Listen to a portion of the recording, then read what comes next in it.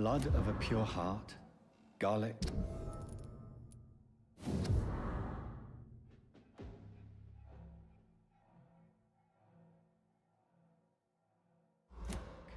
Blood of a king. I don't understand. Perhaps this is what McCullum drank. I had better keep that in mind.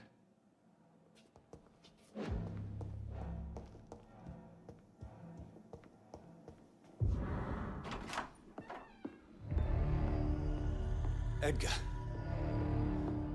Edgar, can you hear me? Jonathan, is it really you? Easy. Easy. Save your strength. I'm getting you out of here.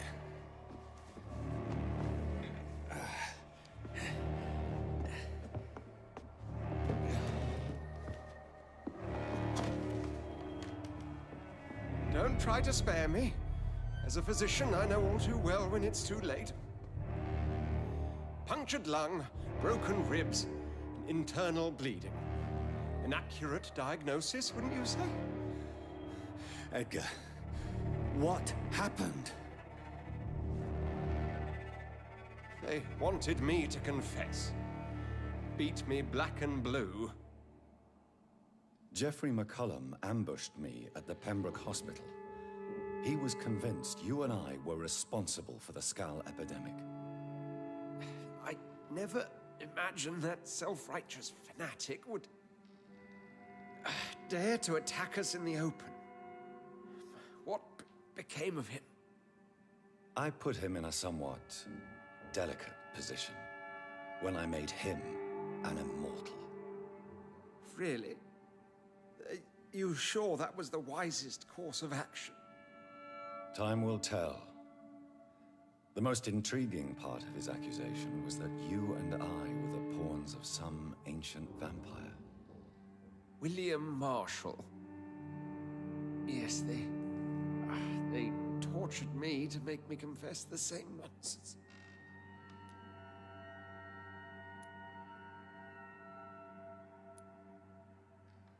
I think you're hiding something, Edgar. What do you mean? William Marshall, for example. You speak of him as if you know him. How is that? Jonathan, I cannot say I'm ready for another round of questions.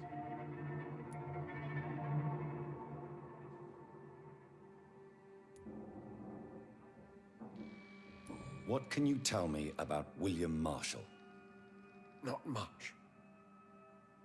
History paints the story he was the greatest knight who ever lived. Amongst the immortals, he had a yet greater legend. Why is the Guard of Priwen so obsessed with him? He was the only ancient vampire to escape the first great hunt launched by the Guard of Priwen in 1854. They believe he's an evil creature plotting his return. Why would he deserve such a reputation? I cannot say. The Brotherhood of St. Paul's Stole has next to no intelligence on him. All I know is that he's supposed to be the oldest of all the British vampires. Why would the Guard of Priwen believe you and I created the vampire epidemic? Maybe due to our profession. Because I offered you shelter in my hospital. While investigating the epidemic, I read some of McCullum's findings. I think you have some explaining to do.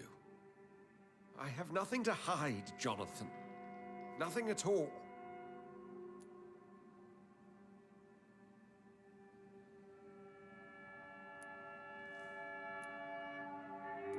Do you know Doris Fletcher's real name? No, I'm afraid not. Her real name was Doris Jones. She was the daughter of Harriet Jones. What do you want me to say, Jonathan?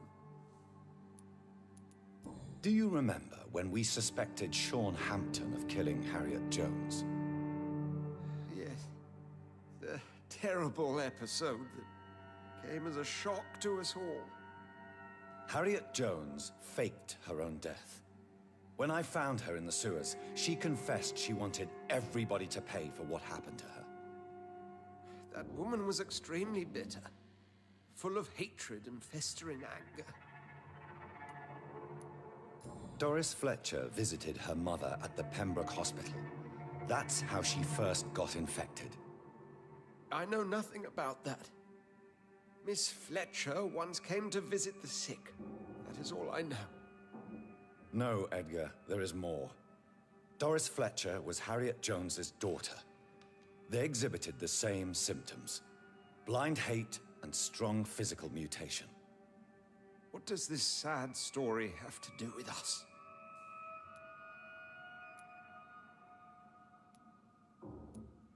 Do you know where we are? Doris Fletcher's theater. This is where that hateful creature plotted to spread the epidemic across London. I only briefly met Miss Fletcher once when she visited the Pembroke Hospital. You say it was to see her mother. She seemed like such a sweet and graceful woman. My point exactly. The disease turned her into a bitter soul, driven by vengeance just like her mother. A symptom of all the infected patients. Certain diseases are known to produce similar effects. Rabies, for example. And rabies is not the devil at work.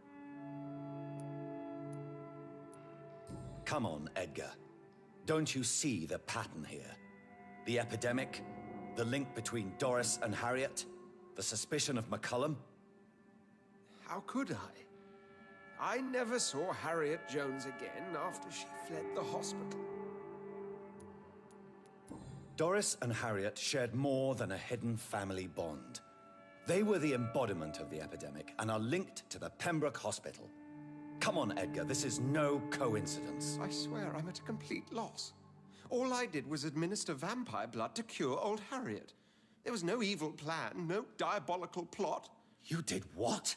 I tested the regenerating and healing properties of vampire blood on Harriet Jones. My only intention was to find the cure for influenza, I swear. Whose blood did you use? William Marshall's? Mine? Lady Ashbury's. While transfusing her with human blood, humanely appeasing her hunger, I also kept samples of her blood for my research. You used her blood on Harriet Jones? My God, Edgar, that's unethical. You betrayed 2 of your patients at the same time.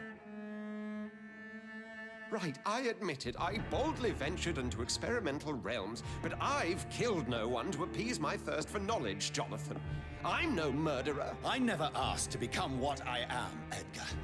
You chose to conduct your rogue experiments. You have worked beside me.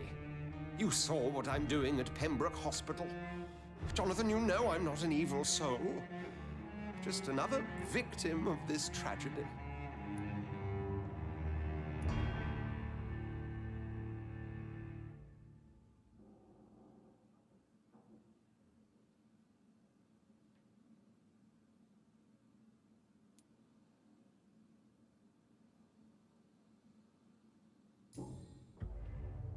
No, Edgar, you are not going to die. Unless you want to. What do you mean? I can save you, Edgar. I can turn your broken body into one like mine. You truly would? After all I've done, after all that's been said, you would offer me this gift? I have no way of knowing which punishment would be worse, Edgar. But it is not for me to decide. So? Oh, please, Jonathan, please. I beg you. This is what I've always wanted. This is what I've always searched for. Very well, then. Prepare to die and be reborn. To face an eternity of guilt. I'm ready. Oh, indeed, I am ready.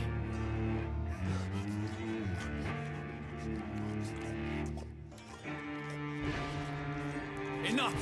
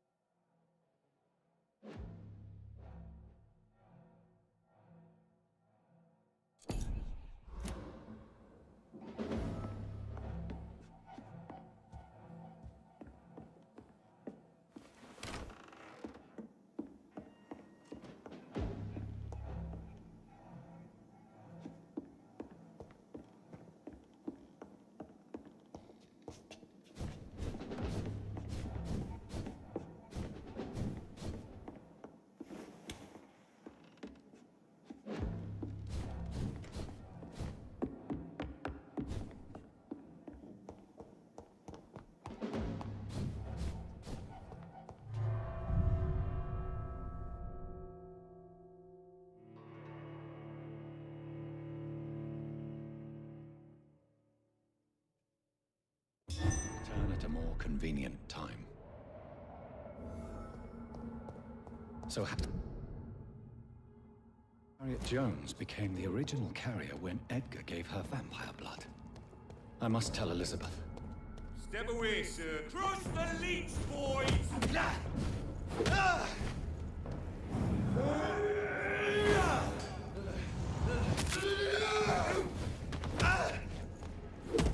It's a leech! Get it!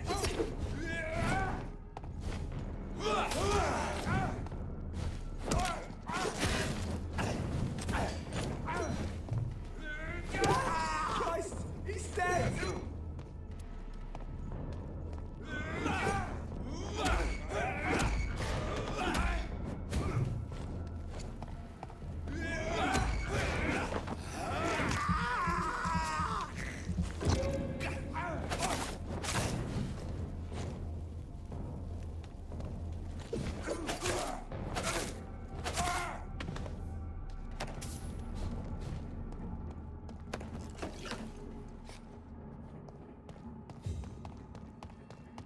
Over there! There's one of them birds!